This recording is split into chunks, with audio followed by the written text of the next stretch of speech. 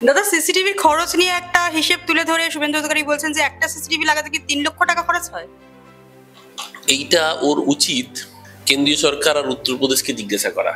কেন্দ্রীয় সরকারের তথ্য বলছে তারা সিসিটিভি ক্ষেত্রে, আমি জানি না এই তথ্যটা উপর থেকে পেয়েছে, কিন্তু আমাদের কাছে যে তথ্য রয়েছে সেই তথ্য খুব পরিষ্কার।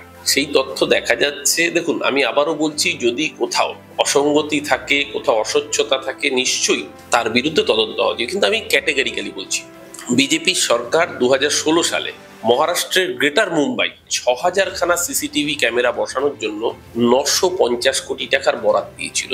6000টা সিসি ক্যামেরা 950 কোটি টাকা, অর্থাৎ ক্যামেরা পিছু খরচ করেছিল 15,83,000 টাকা, মানে 16 লক্ষ টাকা। একটা ক্যামেরা 16 লক্ষ টাকা। তাদের নেতা পশ্চিমবঙ্গ নিয়ে প্রশ্ন তুলছে, মানে মানুষ দোকান কাটা হয়, দোকান কাটার পরেও যে এরকম নির্লজ্জের মতো আচরণ করতে পারে বিজেপি নেতাদের না দেখলে বোঝা যেত না।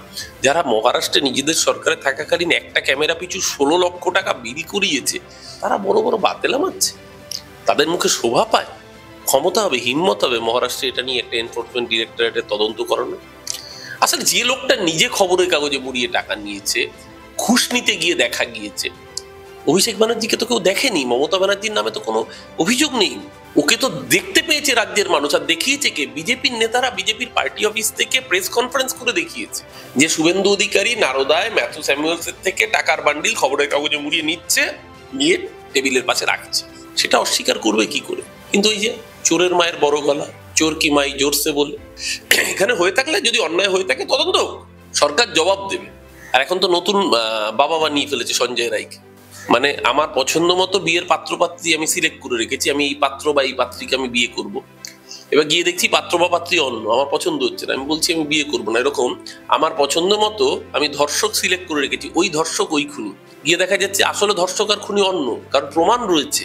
না, আমার পছন্দের ধর্ষক চাই, সিবিআই তোর পায়ে পড়িয়ে আমার মনের মতো ধর্ষক এনে দে। নাটক হচ্ছে। শুভেন্দু অধিকারীকে বলুন আয়নার সামনে আগে দাঁড়াতে। শুভেন্দু অধিকারী, আয়নাটা পরিষ্কার করে লাভ নেই, কালিটা আপনার গালে রয়েছে, নারদার কালি। সব বড় বড় ডায়লগ বাংলার মানুষ মেনে নেবে না।